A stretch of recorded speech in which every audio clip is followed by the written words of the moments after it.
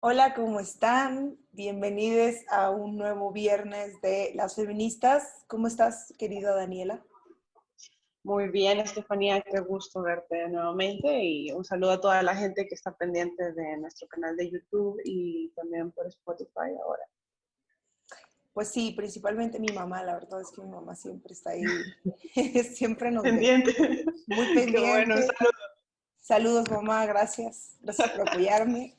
Eh, pues sí, habíamos quedado de hablar sobre los derechos reproductivos y sexuales, que creo que son muy amplios e implican muchas cosas, pero para efectos de aterrizarlo a un tema específico de la interrupción legal del embarazo.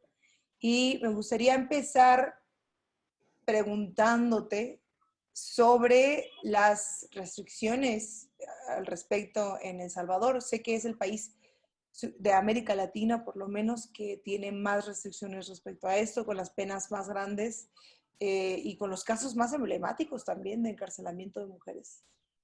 Sí, la verdad es que tenemos una situación compleja en El Salvador, en donde la penalización del aborto está absolutamente eh, penalizado, es decir, el aborto es uno de los casos complejos respecto a los derechos sexuales y reproductivos de la mujer, en donde hay una grave violación a los derechos humanos de estas mujeres que en un determinado momento eh, puede ser que la interrupción del embarazo no sea, digamos, ocasionada por la misma mujer, sino que sea un aborto espontáneo.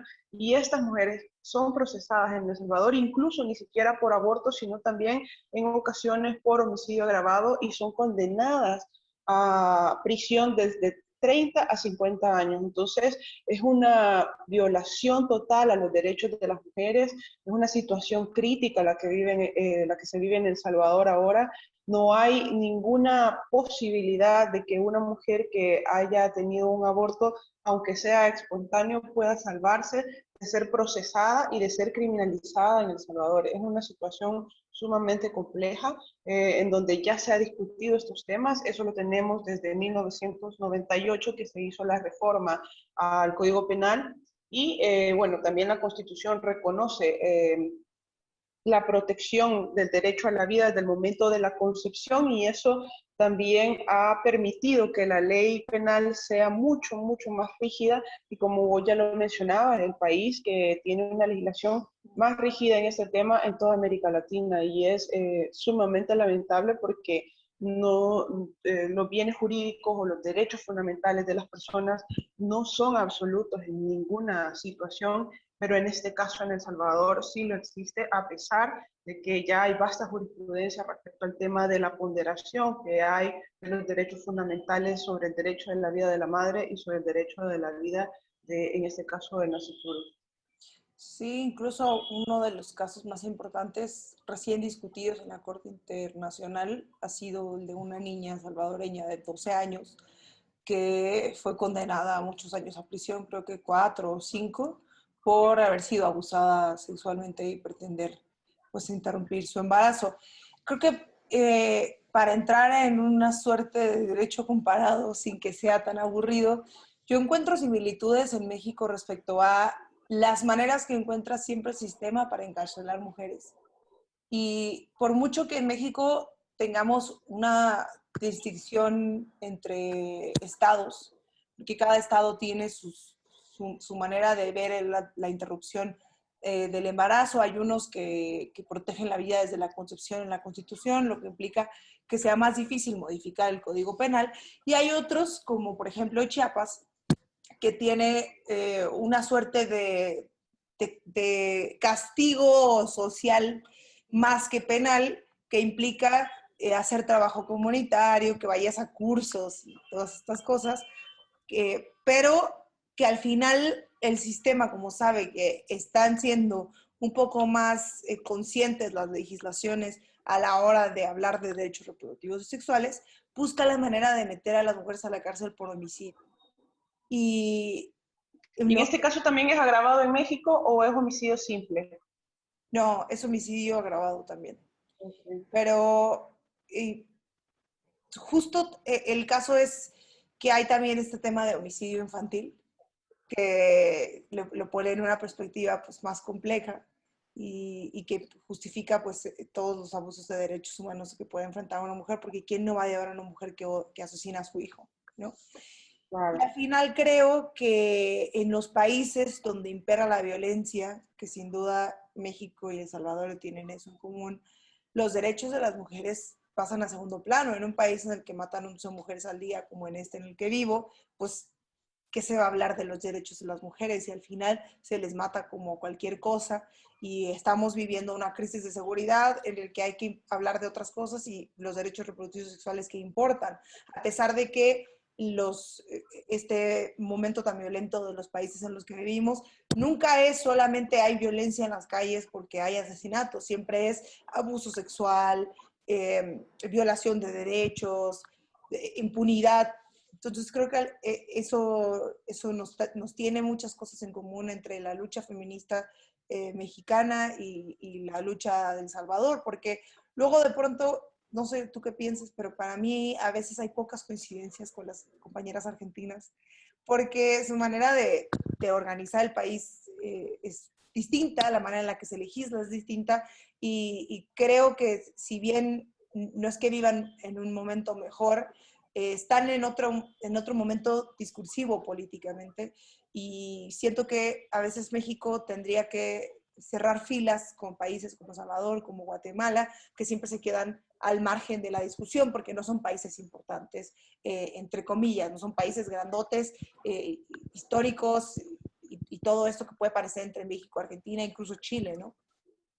No, y lo que está pasando también, no sé si pasa en México, pero en El Salvador lo que está pasando en este momento es que este tema no se está discutiendo, no se discuten en general todo el tema respecto a los derechos reproductivos de las mujeres, porque incluso la derecha siempre se ha encargado que cuando se trata solamente de educación sexual y reproductiva en las escuelas, tratan de frenar esos temas. Entonces, ¿cómo es que se va a abordar? Imagínate, ya hablar incluso de interrupción del embarazo, eso es un tema que está totalmente vetado, es algo que en campaña incluso, como que si los políticos se pusieran de acuerdo para no hablar sobre esos temas específicamente, o los candidatos a ciertos cargos lo que hacen es evadir el tema, hablar de otra cosa, no decir ni sí ni no. Entonces, la verdad es que es de una manera muy ambigua, como que si esto fuera, bueno, en realidad es un tema tabú para nuestras sociedades, pero es muy lamentable porque estamos poniendo en riesgo la vida de muchas mujeres y que se está invisibilizando, pues esas mujeres están sufriendo en silencio y nadie está diciendo nada al respecto, nadie está haciendo absolutamente nada y el Estado se está quedando muy corto respecto a la protección de los derechos fundamentales de esa gente. Y me parece muy interesante también que se pudiera poner sobre la mesa de debate y es interesante que mujeres puedan participar y puedan poner esos temas en la agenda política de cada uno de nuestros países, porque es por ahí donde debemos comenzar. Claro que las organizaciones feministas constantemente están abanderando estos temas, están tratando de ponerlos sobre la mesa de discusión, pero bueno, ahora lo que romper ese cerco mediático que impone el poder político y el poder económico y todo lo que está ahora imperando en El Salvador, pues es complejo y es lamentable también cuando se tenga que ver, como ya lo mencionabas, el caso de muchas mujeres.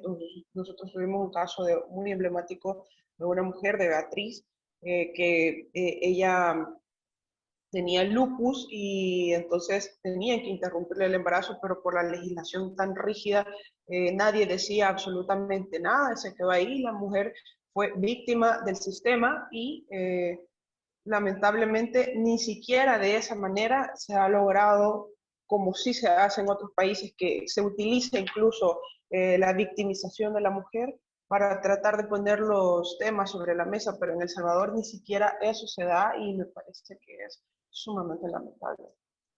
Ahora, antes de abundar en el tema de que los abortos existen, sean legales o no, y quiénes pagan las consecuencias, me gustaría aprovechar que ahora estás en Panamá para que pues un poco nos platicaras cómo funciona, cómo ha sido para ti también el contraste entre el movimiento feminista en el país que estás y el movimiento feminista del país que vienes y la efervescencia de este tema.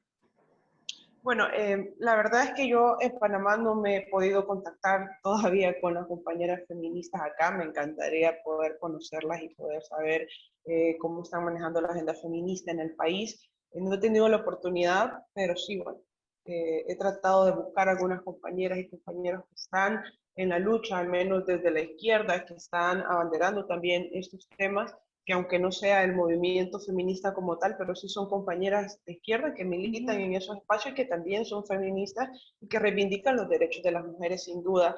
Pero en El Salvador, digamos, el movimiento feminista está sin duda movilizándose constantemente, está tratando de poner los temas sobre la mesa, pero siempre existe ese rechazo por parte de las autoridades y yo creo que en Panamá también pasa mucho y romper ese cerco y el tema de mediático es muy complicado y también pues que nuestra sociedad, incluso la sociedad panameña, es muy, muy machista.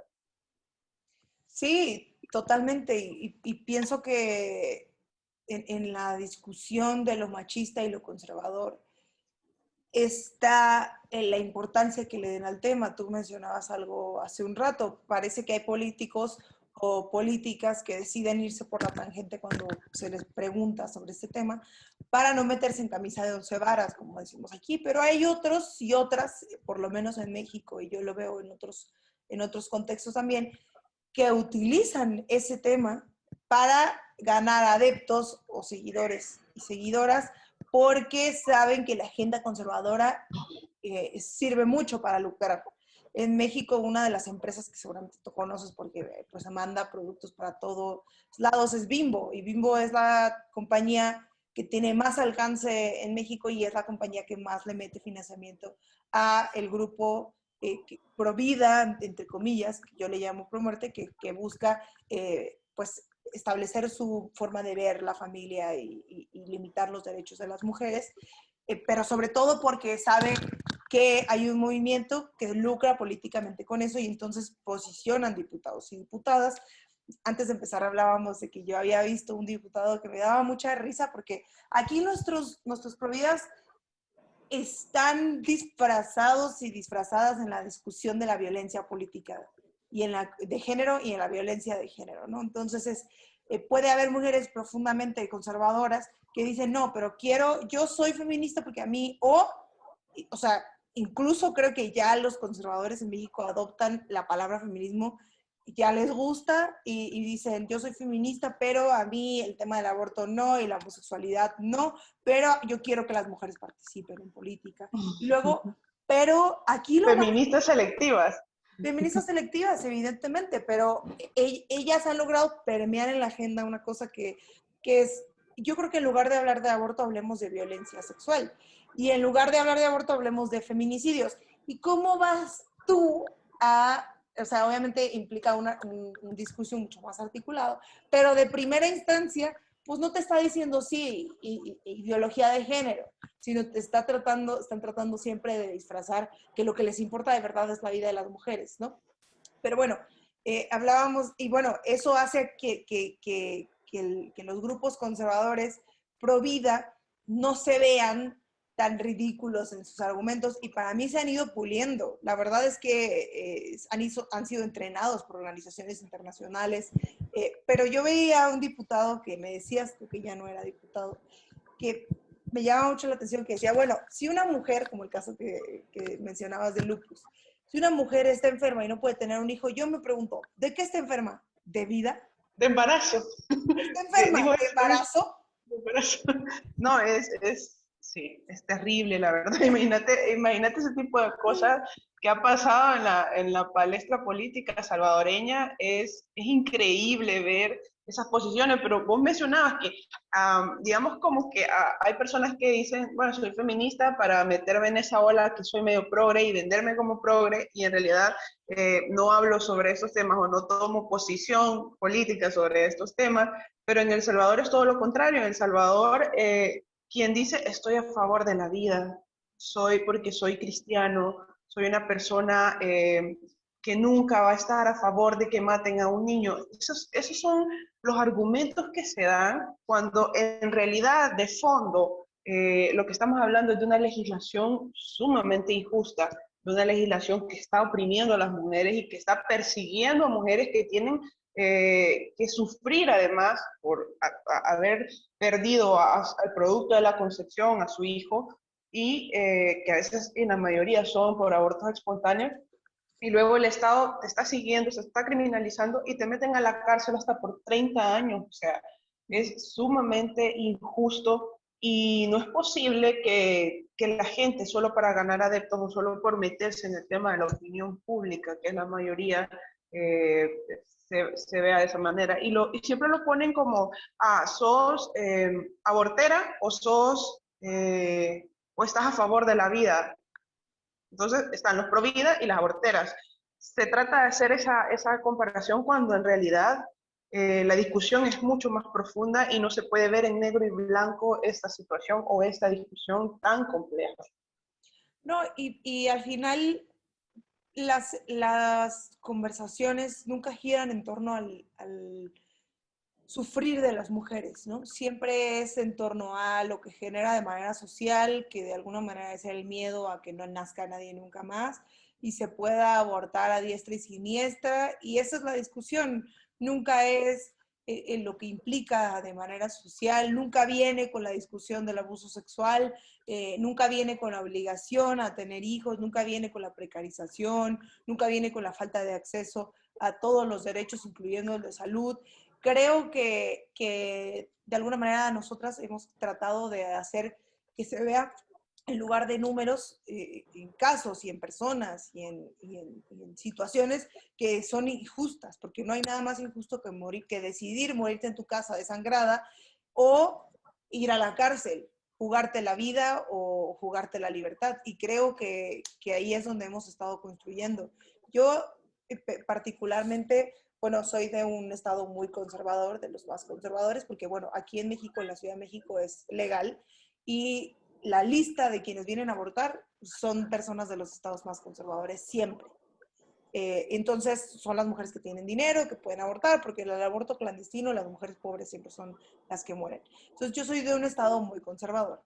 Y cuando tenía 16 años, una de mis mejores amigas resultó embarazada y un poco nos enteramos y quisimos, lo dejamos ir, ¿no? Pensamos que, no sé, como pasó un mes y nosotros no sabíamos muy bien qué hacer. Luego, después del mes, empezamos a buscar espacios para interrumpir el embarazo de mi amiga. Te digo, nosotras dos solas, mi mamá también pues trabajaba mucho, su mamá también.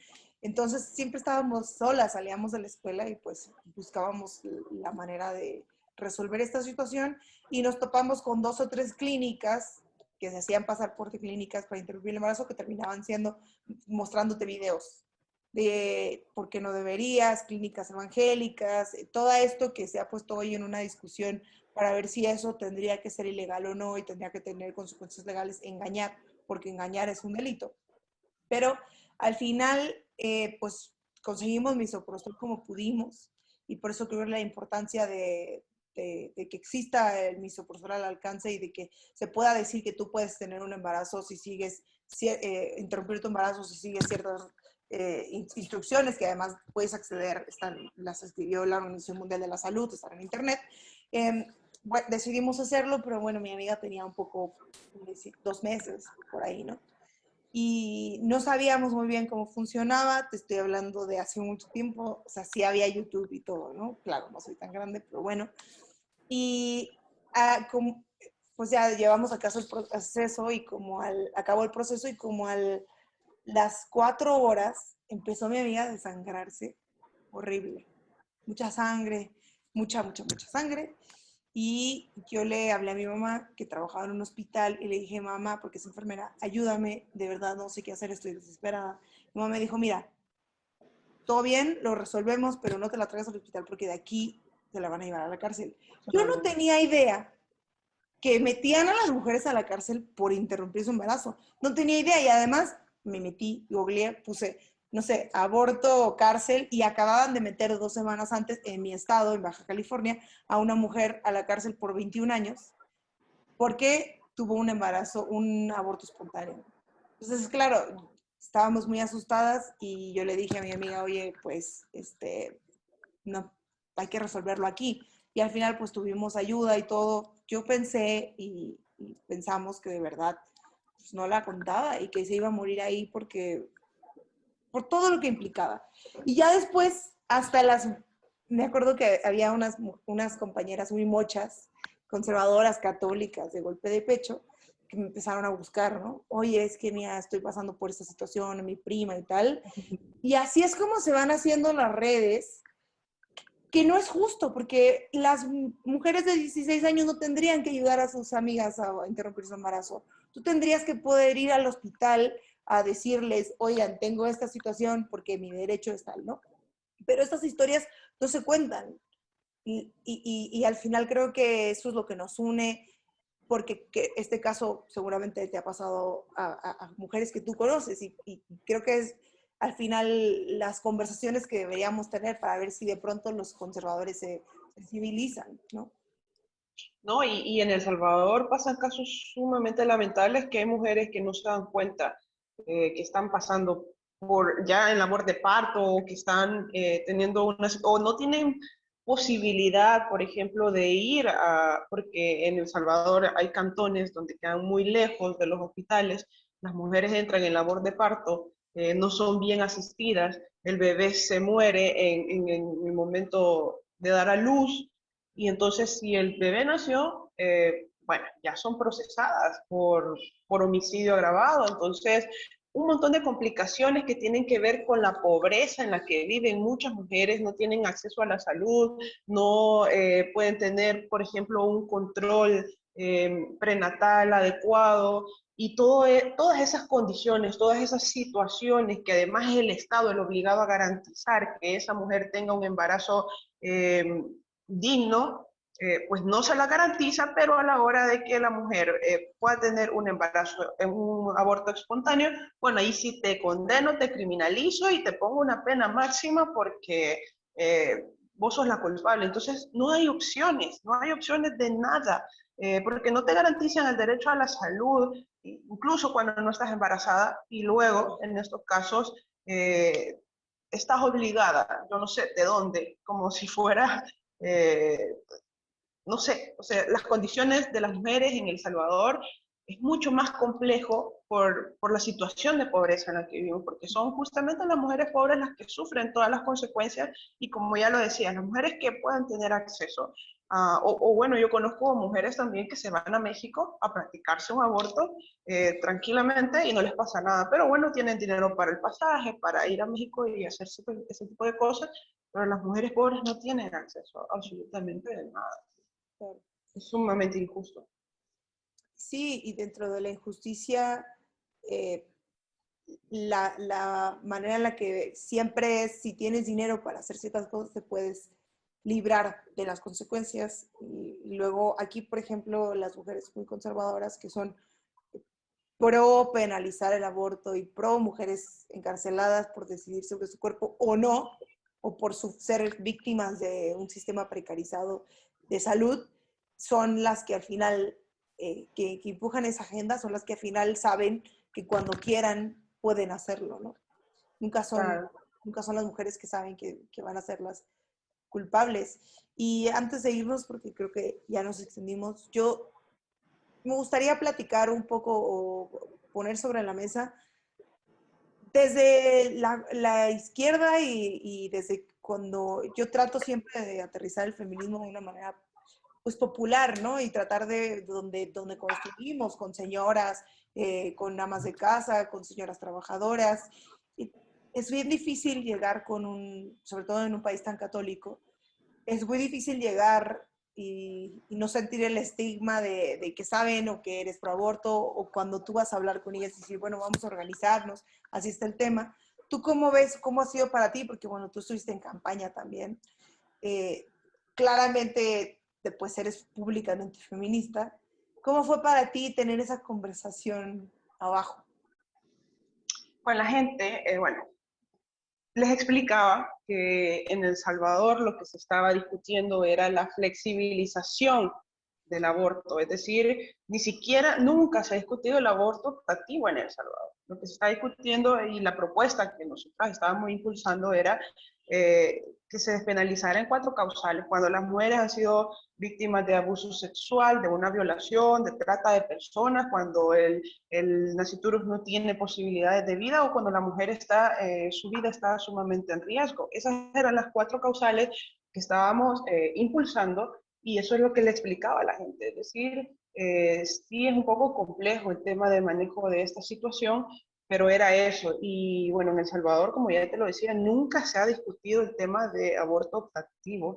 Incluso las organizaciones feministas han llegado a únicamente tener la posibilidad de que se introduzca como pieza en la Asamblea Legislativa esta propuesta. Es eso. ¿Y tú qué habrías hecho? O sea, por ejemplo, si hubieras llegado a ocupar un espacio, ¿cómo Sí. habrías sorteado pues, la Bueno, configuración del Congreso ahora, ¿no? Que es el hecho es que conservador. el hecho es que públicamente yo asumí que soy una mujer feminista y estoy a favor de la despenalización de las 4 causales en El Salvador, obviamente. Tuve una campaña en contra total, que me echaron a todos los troles habidos y por haber, los medios de comunicación en eso. Pero bueno, lo asumí porque eso es lo que creo y voy a defender los derechos de las mujeres. Y la propuesta era, bueno, ya existe una iniciativa de ley que ya está en la Asamblea Legislativa, está en la Comisión de la Mujer, en donde se está discutiendo, sí, bueno, se estaba discutiendo. Ahora yo creo que eso ya se echó a la basura, fue uno de, el presidente Bukele ordenó a los nuevos diputados que todas las iniciativas de ley que estaban anteriormente se tiren al traste. Entonces ya eso no está en discusión ahora en la Asamblea Legislativa, pero la propuesta era esa, que retomáramos esa discusión y que se llevara a votación al Pleno y así vos te das cuenta quiénes son los que están a favor de proteger los derechos de las mujeres y quiénes son los que están en contra de proteger los derechos de las mujeres también. Uh-huh. Uy, pues es un tema que da para hablar muchísimo y seguramente seguiremos hablando aquí, conversando de este tema. Así es. Y bueno, fue un gusto conversar con vos, Estefanía, y un saludo a toda la gente que ha estado pendiente de estas discusiones. Si tienen un tema específico que nos quieran recomendar, nos avisan y nosotros podemos hablar sobre eso. Sí, también cuéntenos aquí sus anécdotas, sus historias. Y nos vemos en Spotify, en YouTube, en nuestras redes sociales que están aquí abajo. Y nos vemos el próximo viernes. Bye. Adiós. Adiós.